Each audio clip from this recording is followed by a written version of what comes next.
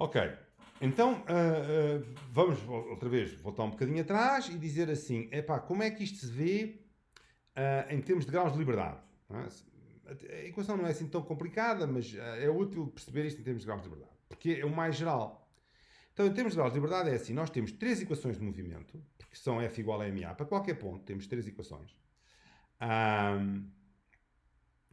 Portanto, está aqui o tensor das tensões, as forças e o deslocamento derivado em ordem ao tempo, segundo derivado em ordem ao tempo, ou seja, a aceleração. Pronto. Tenho muitas incógnitas aqui, aliás, posso ver aqui, tenho 6 incógnitas para o F, para o sigma, tenho 6 incógnitas para as deformações, que são estas derivadas do U em ordem ao X, e tenho, portanto, 6 para aqui, tenho 6 para o stress, 6 para aqui e 3 deslocamentos ainda por cima. E então o que é que acontece agora? Estas incógnitas todas, vou ter que. Só tenho aqui 3 equações. Portanto, vou ter que ter mais equações. E umas equações que nós já vimos atrás é as chamadas equações constitutivas da elasticidade, ou seja, a tal constante elástica, que é dizer assim, o sigma é qualquer coisa vezes o epsilon. E esse qualquer coisa aqui até está escrito em termos do lambda e do mu. Reparem que o lambda e o mu têm a ver com esta constante elasticidade, mol de Young, e depois este nu que também estava lá em cima. Portanto, há umas relações lineares muito específicas para sólidos isotropos entre os sigmas e os epsilons. Isto dá 6 equações, porque isto é tudo simétrico, são 6 equações. E depois dá 6 equações geométricas que relacionam o epsilon e o mu. Portanto, estas equações são todas as que eu faço. Há 6, 6 mais 6 mais 3, portanto há 15. Há incógnitas, os stresses, os strains e as deslocações, também 15. Portanto, tenho 15 equações para 15 incógnitas. Não é? Posso simplificar isso? Posso. Posso simplificar fazendo ali eliminando o sigma em função do epsilon. Portanto, há ali aquelas relações constitutivas que permitem fazer isso. Mas antes de eu fazer isso, eu queria só dizer uma coisa. Nós passámos das equações integrais que resultavam do F igual a ma para umas equações diferenciais que só metiam derivadas. Pronto. E o que nós vamos fazer agora é um bocadinho ao contrário.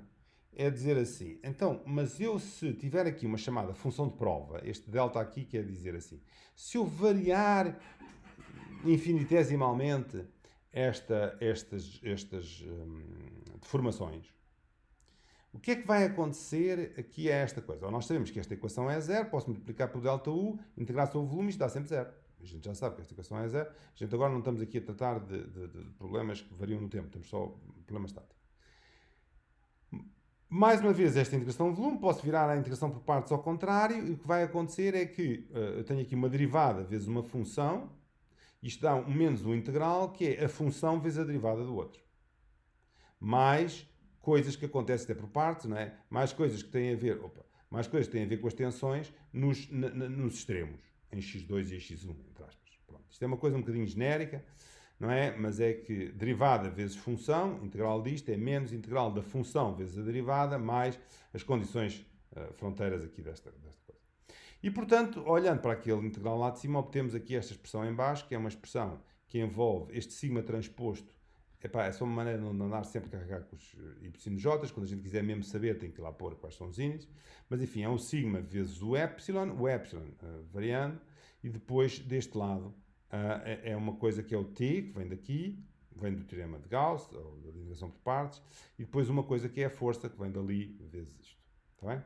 Pronto, temos aqui uma variação de epsilon, temos aqui uma variação do, e temos estas variações, e então o que é que acontece? Nós podemos escrever aquela equação de uma maneira que é dizer assim,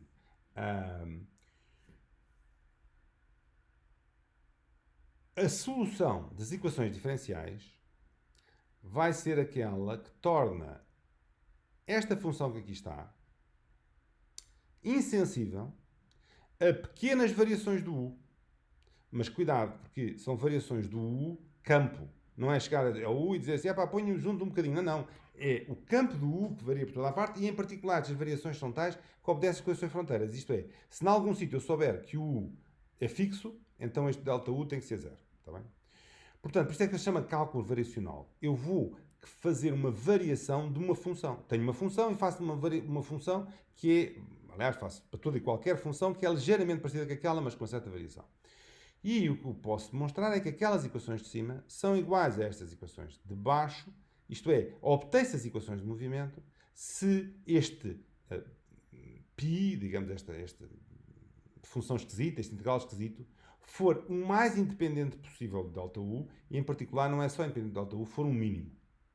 Portanto, eu tenho uma função que é uma espécie de uma energia potencial, e se eu encontrar o sítio dessa energia potencial onde aquele campo U, aquela grandeza U, é a mínima possível, eu estou na solução. Aparecem aqui umas funções que têm a ver também com as constantes elásticas, aparecem outras que têm a ver, pronto, é uma expressão complicada, tem a ver com uma espécie de um potencial, mas o que é que isto tem de vantagem em relação ao outro? O que é que isto, não é, como dizia o outro, ajuda na minha felicidade? Bom, é que o que nós tínhamos aqui é uma equação diferencial. Esta ou outra qualquer é uma equação diferencial. Uma equação diferencial, a minha solução ou é a solução, portanto, eu tenho um campo U, tenho um campo sigma, não é, nesta coisa. Ou são soluções ou não são soluções. Eu não sei definir numa equação diferencial, não é, que isto é quase uma solução. Ora bem, o que é que vai acontecer aqui neste caso? Aqui neste caso, eu defino, consigo mostrar que é equivalente a resolver aquela equação diferencial a estar numa zona aqui desta função esquisita, que em termos das funções de que ela depende, é o mais insensível possível, ou seja, até o mínimo possível. O que é que isso significa? Isso significa assim, enquanto que na outra, ou é solução ou não é solução, nesta solução, nesta equação, eu posso dizer assim, isto não é solução, mas é muito aproximado. Porque isto não é exatamente a solução, mas para todo um conjunto de variações, de possibilidades de variação que eu encontrei, isto é realmente o mínimo. Ou seja, imaginem agora que eu digo, vamos agora examinar, não é? Mas este U é um polinómio. Grau não sei quantos. Fica definido dizer não se aquele polinómio, qual é os coeficientes do polinómio que o tornam como solução, porque aquilo não é solução. Com um polinómio eu não conseguia resolver a equação de cima, mas permite-me agora dizer assim, mas na aproximação daquilo ser um polinómio, qual seria o melhor polinómio possível? Estão a ver? Portanto, o princípio variacional tem esta vantagem, que é, define não a solução exata, mas qual é a melhor solução possível. Estão a ver onde é que isto vai chegar? Isto vai chegar ao facto de que eu depois vou poder, pronto, aqui, voltando um bocadinho atrás, isto é o que acontecia, a equação de Navier-Stokes, o que acontecia se eu usasse aquelas relações constituintes para dizer que o sigma se escreve em função do epsilon, isto é, o tensor do stress se escreve em termos de função de deformação, e aí conseguia escrever isto tudo em termos destes vetores de deslocamento, não é? Em relação a coisa. Pronto, mas não interessa. Ora bem, agora aqui é uma coisa importante.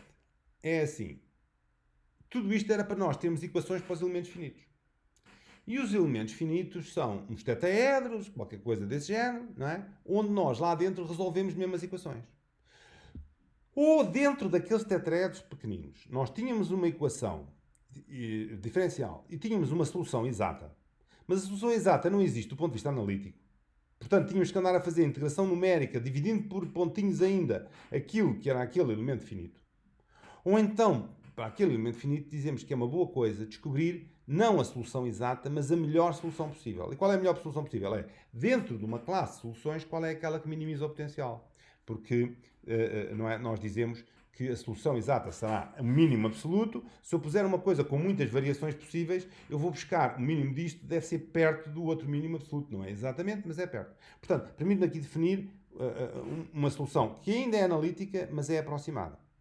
E então eu vou tentar descobrir quais são os sigmas, os u's, os epsilon, etc., que, sendo todos eles polinomiais, vão dar o mínimo daquele ponto. E o dar o mínimo daquilo, numa família de funções, polinómios, etc., eu tenho aquelas equações, as equações que estão ali, são sempre coisas que envolvem uma espécie aqui de uma coisa quadrática, não é? É o epsilon t, é epsilon, estão a ver? De um lado e do outro. E depois uma coisa que é linear, por exemplo, no U. Estas aqui são lineares no U. Então o que é que acontece?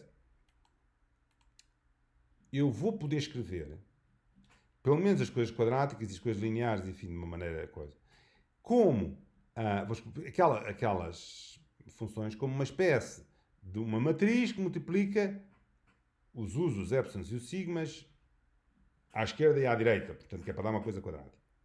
Agora substituo qualquer uma destas funções por uma espécie de um polinómio. Estão a ver? E quando eu substituir aqui, isto fica um integral envolvendo um polinómio, uma matriz constante, outro polinómio, vamos supor.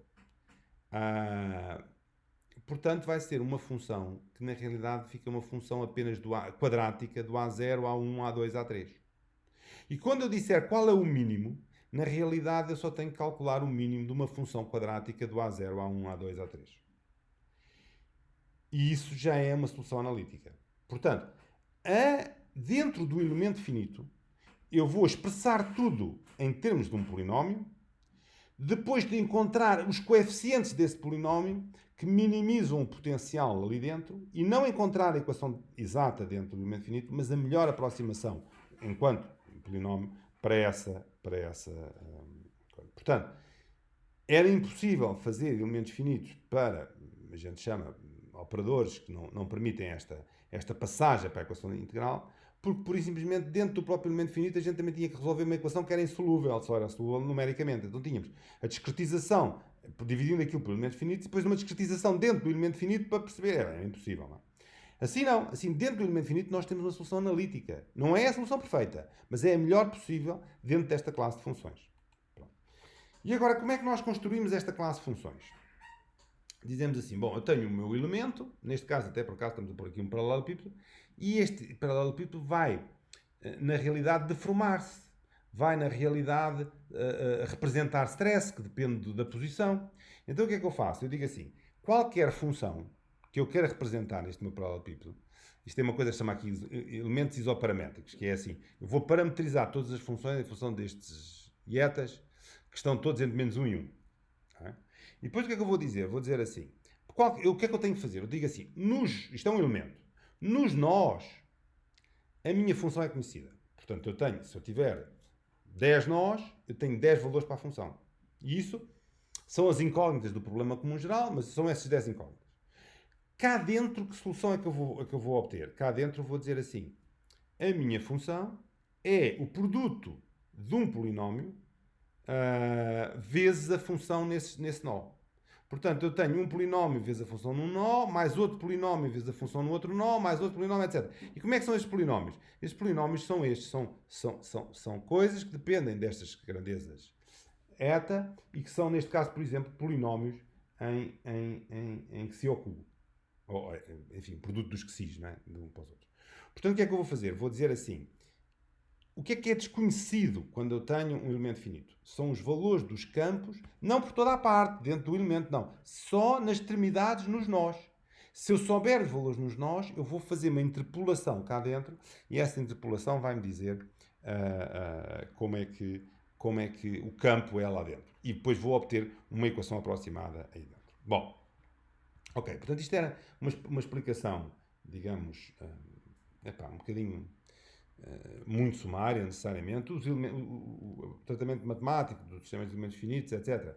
Não é formalmente muito difícil, mas é na prática muito, muito aborrecido, porque tem muitos índices, muitas matrizes, muitas coisas assim. É só para vos dar uma ideia de como é importante passar por uma chamada equação integral. Chama-se isto até, é a mesma coisa que a mecânica quântica, chama-se um operador hermítico e coisas assim no género, portanto tem a ver com isso. Passar por uma equação integral e, a partir dessa equação integral, uma equação que é chamada equação variacional, a partir daí definir não a solução exata, mas dentro do elemento finito, a melhor solução possível para aquela classe de funções.